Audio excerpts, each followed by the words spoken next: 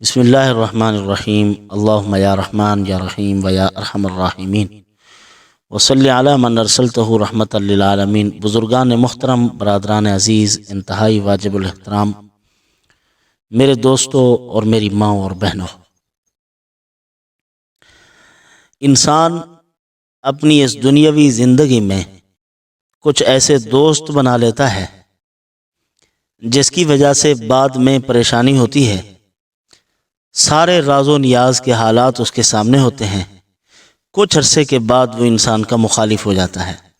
آپ صلی اللہ علیہ وسلم نے ایسے دوست سے پناہ مانگی ہے جو انسان کی خوبیوں کو دفن کر دے اور اس کی برائیوں کو پھیلاتا پھرے، اس کی کمزوریوں کو، غلطیوں کو، ظاہر ہے ہر انسان کے اندر ہوتی ہیں، ان کو تو پھیلائے، اور جو اس کے اندر کمزوریاں ہیں ان کو پھیلاتا ہے، جو خوبیاں ہیں ان کو دفن کر دیتا ہے۔ تو ہم بھی ایسا ہی کرتے ہیں۔ ہمارے ہاں یہ ہے، اوپر کی دنیا میں جو لوگ کچھ اوپر رہتے ہیں وہاں کچھ طاقتور قوتوں کا سہارا لیتے ہیں، اور پھر ان طاقتور قوتوں کو ان کی کمزوریوں کا پتہ چل جاتا ہے۔ پھر وہی طاقتور قوتیں جو ہیں وہ ان کو اپنی منشا کے مطابق استعمال کرتی ہیں اور ان کی مجبوری بن جاتی ہے۔ مجبوری بن جاتی ہے، ویسے چلنا ہے، کیا کریں؟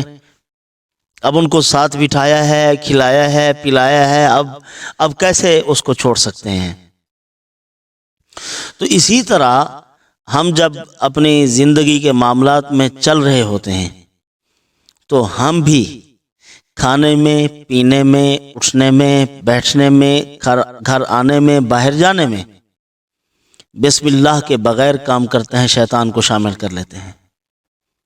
شیطان شامل رہتا ہے اور وہ ہر وقت شامل ہے، ہمارے سارے معاملات میں اکٹھے چل رہا ہے۔ تو جب وہ ہماری دیگر زندگی کے معاملات میں دخل اندازی کرتا ہے تو پھر سر پیٹنا شروع کر دیتے ہیں کہ کسی عامل کے پاس جانا چاہیے، کسی پیر کے پاس جانا چاہیے، کسی فقیر کے پاس جانا چاہیے، اب کچھ کرنا چاہیے، اب رکاوٹیں پیدا ہو رہی ہیں۔ وہ وہی آپ کا دوست کر رہا ہے جس کو آپ نے اپنے ساتھ بٹھایا ہے۔ اللہ تعالیٰ نے قرآن مجید میں فرمایا وَمَن يَعْشُ عَن ذِكْرِ الرَّحْمَنِ نُقَيِّضْ لَهُ شَيْطَانٌ فَهُوَ لَهُ قَرِينٌ، جو ہمارے ذکر سے اعراض کرتا ہے شیطان کو ہم اس پر مسلط کر دیتے ہیں، فَهُوَ قَرِين، وہ اس کا ساتھی بن جاتا ہے۔ اور جب وقت آتا ہے، مشکل کڑا وقت اس پر آتا ہے تو وہ کہتا ہے فَبُعْدَ الْمَشْرِقَيْنِ فَبِئْسَ الْقَرِينُ، مشرق مغرب کا فاصلہ ہوتا، اتنی دور ہوتا یہ مجھ سے، یہ برا ساتھی ہے، اس نے تو تباہ کر دیا ہے۔ جب وہ اپنے کام دکھانا شروع کرتا ہے تو پھر پریشانی ہوتی ہے۔ تو بہتر ہے ہم اپنے آپ کو محفوظ کریں، اپنے بچوں کو محفوظ کریں اس طاقتور دشمن سے۔ اللہ کی دی ہوئی طاقت ہے، شیطان کے پاس بھی، اس غلیظ دشمن سے اپنے آپ کو بچانا چاہیے۔ ہمارا نہیں، نسل در نسل ابا آدم سے چلا آ رہا ہے، تو اس کی دشمنی اور مخالفت سے بچنے کے لیے بہتر ہے اس دشمن کو ساتھ ہی نہ بیٹھنے دیجئے، نہ اس کو دعوت دیجئے، نہ ساتھ بٹھائیے، نہ کھلائیے، نہ پلائیے، نہ اس کے ساتھ بات کیجئے۔ جب ہم اس کو دور بھگائیں گے تو جان ہی چھوٹ جائے گی، کیا رکاوٹیں، کیا بندش، کیا رشتوں کی، کیا دیگر معاملات کی، اللہ تعالیٰ آسانیاں پیدا فرما دیں گے۔ دیگر معمولات میں آپ کو روزانہ دیتا رہتا ہوں آپ کی بھلائی کے لیے، جتنی ہم سے ہو سکتا ہے تو ہم آپ کی خدمت میں عرض کرتے رہتے ہیں۔ تو آج کا جو ہمارا ایک مؤثر وظیفہ ہے وہ رسول اللہ صلی اللہ علیہ وسلم کی ذات اقدس پر درود ہے۔ درود پڑھ کر ہم تو اپنا فریضہ ادا کر رہے ہیں حضور اکرم صلی اللہ علیہ وسلم پر، وہ فریضہ بھی ادا ہو رہا ہے اور اس کے ساتھ ساتھ ہمارے معاملات بھی آسان ہو رہے ہیں، ہماری مشکلیں وہ بھی آسان ہو رہی ہیں، اور فرض بھی ادا کر رہے ہیں کہ آپ صلی اللہ علیہ وسلم کے احسانات ہمارے اوپر اس قدر ہیں کہ بے شمار ہیں، اور ان کا بدل تو ہم دے نہیں سکتے۔ تو اب درود بھی پڑھیں گے، اللہ تعالیٰ کی رحمت ہوگی، اللہ تعالیٰ اس پر رحمت نازل فرماتے ہیں۔ جیسے ہم کسی کو تسلی دے رہے ہوں تو بار بار یہی کہتے ہیں اللہ رحمت فرمائیں گے، اللہ فضل فرمائیں گے، اللہ رحمت فرمائیں گے، اللہ فضل۔ درود پاک کی برکت سے اللہ فضل فرماتے ہیں، اللہ رحمت فرماتے ہیں، اور پریشان کن گھٹا ٹوپ اندھیروں میں پڑے ہوئے بندوں کو ان مشکلات سے نکال کے اللہ پاک آسانیوں کی طرف لے آتے ہیں۔ ایک درود پاک ایسا ہے جس کی خاصیت علماء نے بتلائی ہے کہ اس کی خاصیت یہ ہے، اگر کوئی مسلمان معاشرے میں اپنی اولاد کی عزت چاہتا ہے، اپنی اولاد کی ترقی چاہتا ہے، تو اس کو چاہیے وہ اس درود پاک کا اہتمام کرے۔ اللہ تعالیٰ نے اس میں وہ خاصیات رکھی ہیں، وہ برکات رکھی ہیں کہ ان کی برکت سے، اس درود پاک کی برکت سے اللہ پاک معاشرے میں ایک نمایاں مقام مرحمت فرما دیں گے، ایک نمایاں عزت عطا فرما دیں گے، اس کی شخصیت میں نکھار پیدا فرما دیں گے جو اس درود کو کثرت سے پڑھے گا۔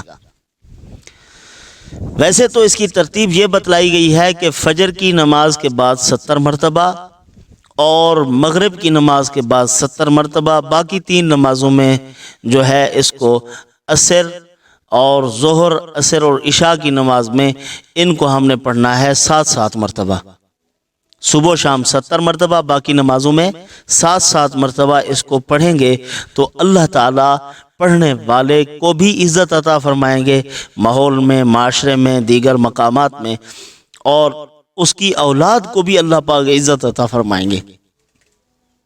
جب اللہ پاک عزتیں عطا فرماتے ہیں، بندے کو حلال رزق بھی عطا فرما دیتے ہیں، اور بندے کو بے مشقت، جس میں عزت ہی عزت ہوتی ہے، وہ رزق دیتے ہیں، اور اس کی اولاد کے لیے بھی آگے راستے آسان فرما دیتے ہیں۔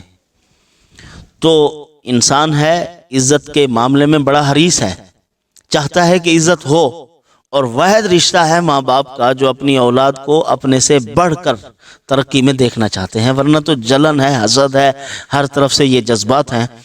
تو بہرحال اگر آپ عزت چاہتے ہیں تو حضور اکرم صلی اللہ علیہ وسلم پر درود پڑھیے، اور یہ درود پڑھنے کا اہتمام کیجیے: اللہم صلی علی سید العالمین حبیبک محمد وعلی آلہ صلاۃ انت لہا اہل وبارک وسلم۔ یہ درود پاک پڑھیے، اس درود پاک کی برکت سے یہ ہم نے لکھ بھی دیا ہے آپ کی سہولت کے لیے، آپ ان کو پڑھتے رہیں گے، انشاءاللہ فائدہ تامہ اللہ پاک مرحمت فرمائیں گے۔ تامہ کا مطلب مکمل فائدہ نصیب ہوگا آپ کو، اس کی برکات نصیب ہوں گی۔ اور یاد رکھیے، جو عمل ہم آپ کو بتلاتے ہیں اس کو اپنی ذات تک محدود نہ رکھیں، اس کو آگے پھیلائیں، نیکی کو متعدی بنائیں، آگے بڑھائیں، اس کا ثواب آپ کو بھی ہوگا، ہمیں بھی ملے گا۔ اللہ تعالیٰ ان اعمال کی برکات ہمیں نصیب فرمائیں۔ وما علینا الا البلاغ۔